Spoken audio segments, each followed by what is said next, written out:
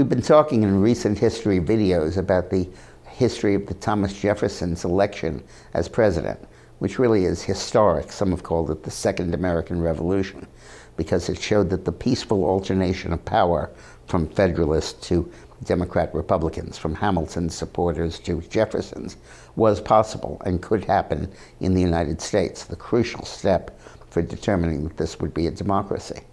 But it's also important because of what it preserved, which is that Jefferson did not upend the apple cart and change everything and embark on a French revolutionary-like vendetta against people of wealth. He said instead, we're all Republicans, we're all Federalists. And that magnanimity was very important.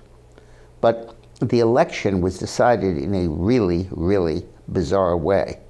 I've already discussed in a previous video how there was no one with a majority, and that the election had to go to the House of Representatives, where Aaron Burr, who was Jefferson's vice presidential candidate, ran against Jefferson. Back then, you didn't run separately for president or vice president. The second strongest candidate became the vice president, even though he was of another political party.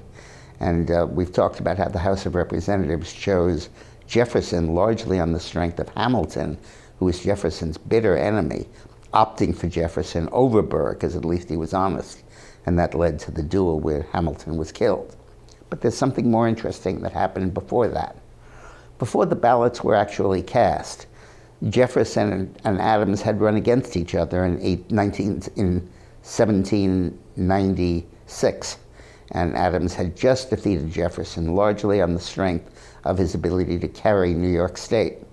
And in New York State back then, the electors for president were chosen by the state legislature, not by the voters. There was no balloting for president. You'd vote for the legislators, and they would then vote for the electors, and they would then vote for president. And the Federalists had a real advantage in New York. Most of the Republican legislators were in jail, a great many of them were, because there was a tremendous banking panic. And the Federalists, who controlled the banks, they played for keeps back then, would not lend money to the Republicans. And therefore, many of them were in debtor's prison, and they had no majority in the legislature. But the other problem at the same time was that New York City was in the middle of a cholera epidemic, because it didn't have a reservoir system and the water was foul and not fit to drink. So Aaron Burr, who then was working for Jefferson before he ran against him, set up the coolest political deal in history.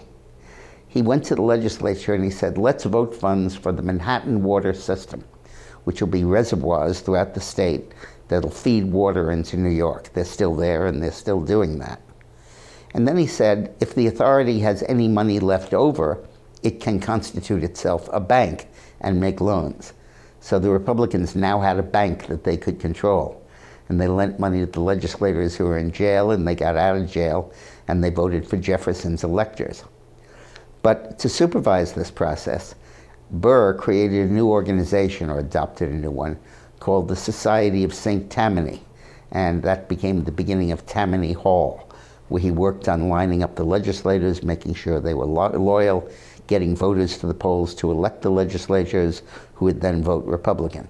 And then finally, the water company had enough money to set up a bank, and that's where the Manhattan Bank was founded, now Chase Manhattan. So Chase Manhattan, Tammany Hall, the New York State water system, New York City water system, and Jefferson's election were all engineered as part of the same political deal. In the Hall of Fame of political deals, this one deserves a place. Thanks for watching.